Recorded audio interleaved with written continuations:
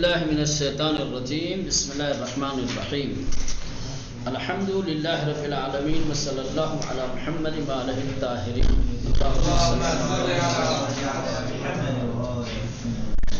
بات چل رہی تھی خدا کا وجود کیا ہے، ایک فطری چیز ہے. کیا مطلب؟ یعنی ہر انسان فطری طور پر، پیدائشی طور پر، خلقت کے اعتبار سے وجود خدا کا قائل ہے، خدا کے وجود کو تسلیم کرتا ہے.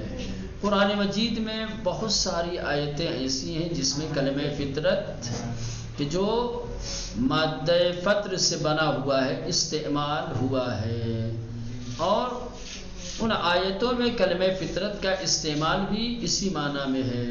کیا ہے؟ شگافتن کس کے معنی میں تھا؟ کسی چیز کو طول میں کیا ہے، چیرنا، پھاڑنا، ٹکڑے کرنا، اس طریقے سے. اب آج جو ہے قرآن مجید میں کیا ہے، فطرت در قرآن مجید. یہ دیکھنا ہے کہ کلام الہی میں، قرآن مجید میں یہ کلمہ کن کن طریقوں سے، کن کن صیغوں میں اور کن کن معانی کے لیے استعمال ہوا ہے. کہہ رہے کہ قرآن مجید میں کلمہ فطر کے جو مشتقات ہیں وہ الگ الگ صورت، الگ الگ طریقے سے استعمال ہوئے ہیں. چالو کر لیا ہے، ٹھیک ہے. قرآن مجید میں کلمہ فطرہ اور اس کے مشتقات الگ الگ صورت، الگ الگ شکل، الگ الگ صیغوں میں استعمال ہوئے ہیں. جیسے فطر السماوات والارض، ماضی کا پہلا صیغہ، ٹھیک. فطرکم اول مرہ، یہاں پر بھی ماضی کا ہوا، اس کے بعد پھر کم کے ساتھ آیا ہے. فطرنا، فطرنی، وفاطر السماوات والارض. یہ جتنے بھی موارد ہیں جو ابھی ذکر ہوئے ہیں، ان تمام موارد میں فطرہ کا معنی پیدا کرنا، وجود میں آنا، یہ مراد ہے. ان تمام موارد میں کلمہ فطرہ جو استعمال ہوا ہے، کس معنی میں استعمال ہوا ہے؟ پیدا کرنا، آفریدن، پیدا کرنا، وجود عطا کرنا، وجود میں لانا، ٹھیک، بنانا، اس طریقے کے معنی میں. اچھا، یہ تو وہ آیتیں تھیں کہ جن آیات میں کلمہ فطرہ کے معنی کیا ہے، پیدا کرنا، وجود میں آنا، یہ سب تھا. کچھ آیتیں ایسی ہیں کہ جن آیتوں میں کلمہ فطرہ دوسرے معنی بھی ہے. جیسے مثلا فطور، در آئے فرجع البصر هل تری من فطور، یہاں پر کلمہ فطور رکھنا اور شگاف کے معنی میں. السلام علیکم. وعلیکم السلام ورحمۃ اللہ. کیا ہے؟ رکھنا اور شگاف کے معنی میں ہے، یعنی درار، ٹھیک ہے. درار، کوئی چیز شک ہو جائے، دیواروں میں جو یہ ہوتا ہے اس کو کہتے ہیں رکھنا اور درار. سوراخ، سوراخ ہے نا. ہاں، تو یہاں ومنفطر، در آئے السماء منفطر بہ، یعنی شگافتے، یہاں پر بھی شگافتے کے معنی میں آیا ہے. اما کلمہ فطرت تنہا در یک بار در قرآن بکار رفتے اس. کلمہ فطر اور اس کے مشتقات الگ الگ صورت میں، الگ الگ صیغوں میں کیا استعمال ہوئے ہیں، لیکن خود کلمہ فطرت بمعنی مصدری، کلمہ فطرت پورے قرآن مجید میں صرف ایک مقام پر اور ایک جگہ پر استعمال ہوا ہے. سمجھ رہے ہیں؟ یہ سورہ مبارکہ روم کی آیت نمبر 30 میں کلمہ فطرت تنہا ایک بار قرآن مجید میں استعمال ہوا ہے. ان ہم مضاف بے اللہ، اور وہ بھی کیا ہے، مضاف ہے اللہ کی طرف، یعنی خود کلمہ فطرت مضاف ہے اور اللہ اس کا مضاف الیہ ہے. ودر خصوص انسان، اور وہ بھی کیا ہے؟ خاص طور سے انسان کے لیے، یعنی کلمہ فطرت قرآن میں بار استعمال ہوا ہے، اور وہ بھی اضافت کے ساتھ، اور اضافہ بھی کس کی طرف ہے؟ اللہ کی جانب ہے۔ اور کس کے لیے خاص طور سے یہ استعمال ہوا ہے؟ انسان کے لیے۔ فطر الناس علیہ، اب کہیں گے اللہ کی طرف فطرت اللہ فطر الناس علیہ، یعنی ایسے یہ اضافت والی صورت دی ہے، اور ادھر انسان کے لیے خاص طور سے جو استعمال ہوا ہے۔ ہمیں آیے شریف منشے پیدائش اصطلاح فطرت در فرہنگ معارف مسلمان شدے و الہام بخش اندیش مندان و فلاسفہ و عرفہ در بحث خدا شناسی و نیز انسان شناسی بودے است۔ کہہ رہے کہ یہی آیے کریمہ سبب بنی ہے، یہی سے اصطلاح فطرت لی گئی ہے۔ آپ اسلامی معارف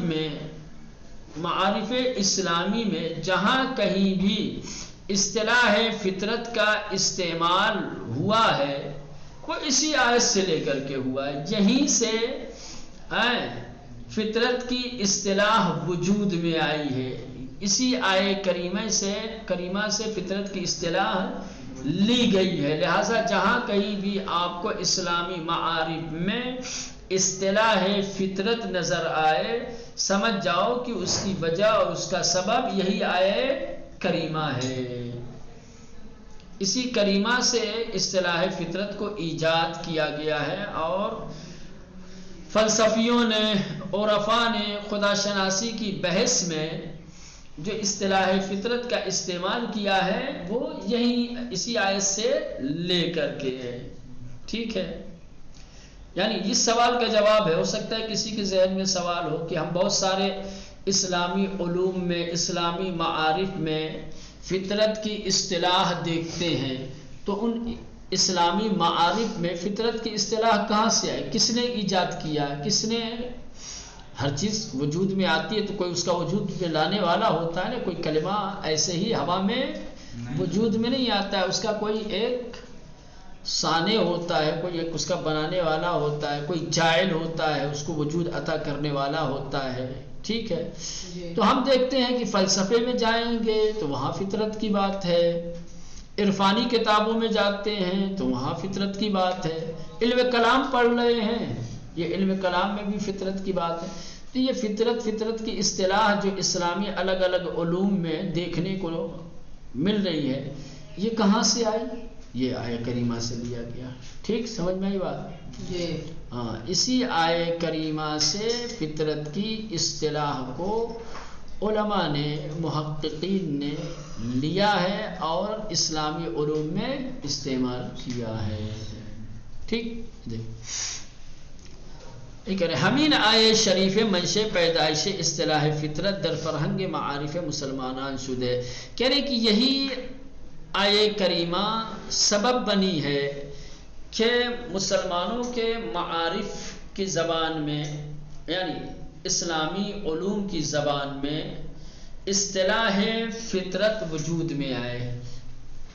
اسلامی علوم کی زبان میں، اسلامی معارف کی زبان میں فطرت کی اصطلاح اسی آیے کریمہ سے نکلی ہے، اور اندیش مندان و فلاسفہ عرفاء اور اسلامی علماء اور فلسفی اور صاحبان عرفان، ان سب نے در بحث خدا شناسی کی بحث، جہاں کہیں بھی اسلامی معارف میں خدا شناسی کی بحث کی گئی یا انسان شناسی کی بات کی گئی ہے، وہاں اصطلاح فطرت کو استعمال کیا گیا ہے، اور اصطلاح فطرت کو اسی آیہ کریمہ سے لیا گیا ہے۔ اب چلے فطرت الہیہ انسان،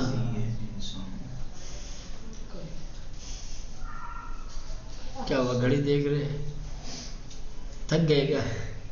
بیٹری لو ہو رہی ہے تو کوئی بات نہیں، میری ابھی چارج ہے، پھر چلے گی۔ آپ لوگوں کی لو ہو گئی ہے تو بتا دو۔ پیاری کو انٹرول نہیں ملتا، اسی لیے انٹرول تو تمہیں بھی نہیں ملتا،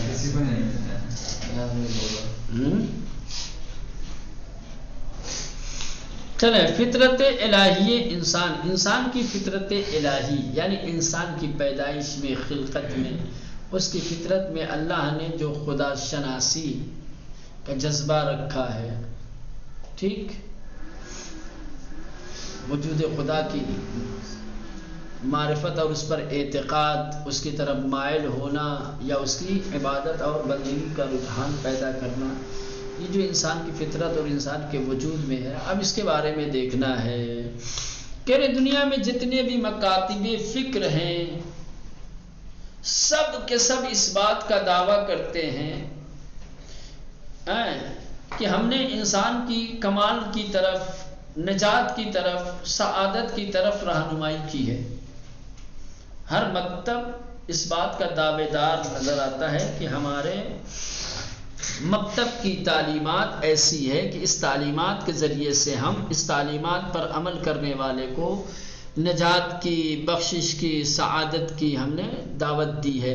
اگر انسان ہمارے مکتب کی تعلیمات پر عمل کرے گا تو کمال کی طرف جائے گا، خوش بختی کی طرف جائے گا، سعادت اور نجات کی طرف جائے گا۔ آسان لفظوں میں دنیا کا ہر مذہب، دنیا کا ہر مکتب اس بات کا دعوے دار ہے کہ ہم نے انسان کو کمال کی طرف ہدایت دی ہے اور انسان کو خوش بخت اور سعادت مند بنانا چاہتے ہیں، ہے نا؟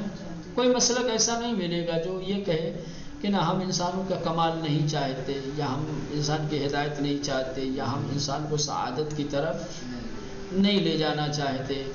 دنیا کا ہر مکتب، دنیا کا ہر مسلک، دنیا کا ہر مذہب کیا ہے؟ انسانوں کی کمال اور سعادت کی طرف ہدایت کی کا دعوے دار ہے اور رکھتا ہے۔ اور جب ہر شخص انسان کی ہدایت کا دعوے دار ہے تو ہر شخص لازمی طور پر انسان کی ایک تعریف بھی رکھتا ہے۔ سعادت مند انسان کس کو کہتے ہیں؟